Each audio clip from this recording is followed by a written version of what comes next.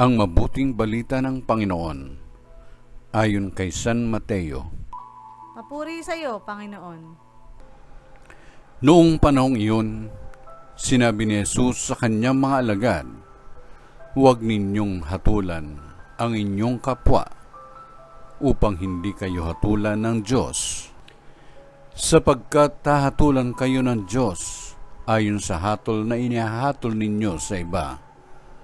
Ang panukat ninyo sa iba ay siya ring ipanunukat sa inyo.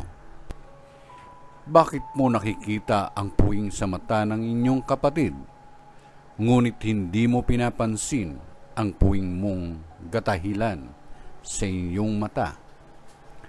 Paano mong masasabi sa iyong kapatid, halika't aalisin ko ang puwing mo, gayong gatahilan ang nasa mata mo?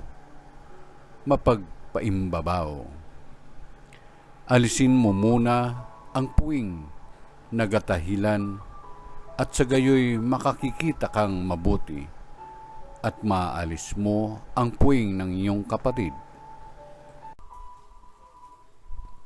Ang mabuting balita ng Panginoon. Pinupuri ka namin, Panginoong Jesucristo.